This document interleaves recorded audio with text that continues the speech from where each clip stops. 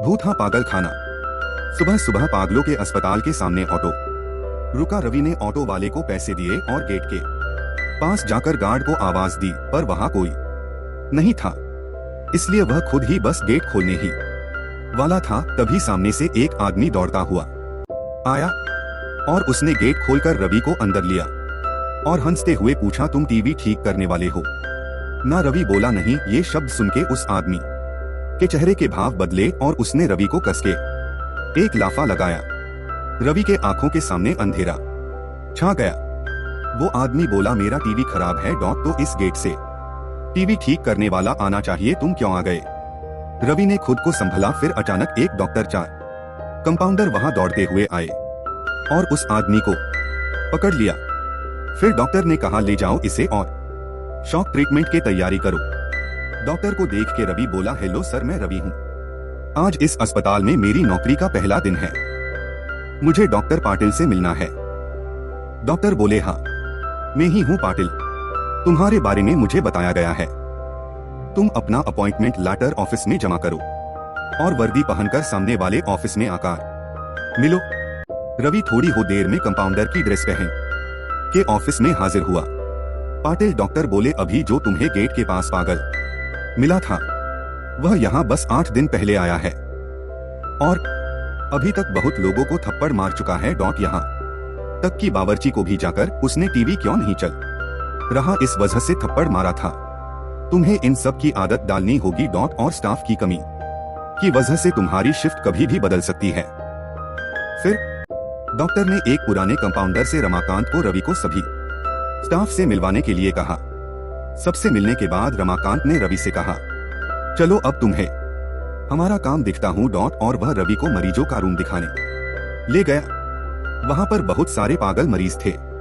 कोई फिल्मी डायलॉग बोल रहा था, कोई दर्द भरी शायरी बोल रहा था कोई मछली पकड़ रहा था।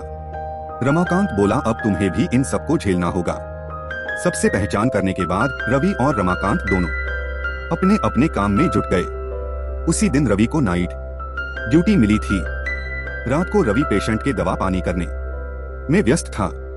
जब रात के 12 बजने घंटी बजी तब उसने नोटिस किया कि सबके चेहरे पर अचानक डर सा दिखने लगा है। कुछ मरीज जो सो नहीं रहे थे वह भी दुबक के बैठ गए थे।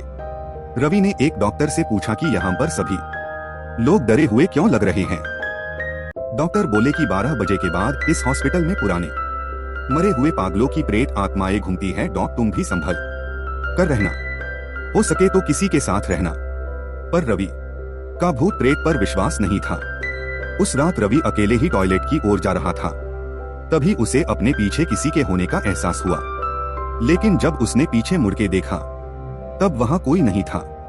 वह आगे बढ़ने लगा, पर अब उसे किसी के कदमों की आहट महसूस होने लगी। फिर उसने सोचा कि शायद वहम होगा और वह टॉयलेट में घुस गया।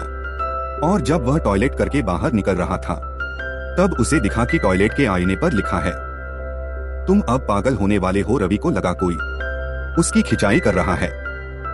वार्ड में जाकर उसने किसी से कुछ नहीं कहा, बस वापस मरीजों का ध्यान रखने लगा। तभी अचानक उसे हॉस्पिटल में एक भयंकर चीख सुनाई दी। वार्ड से बाहर आकर रवि आवाज की दिशा में तेजी से दौड़ा।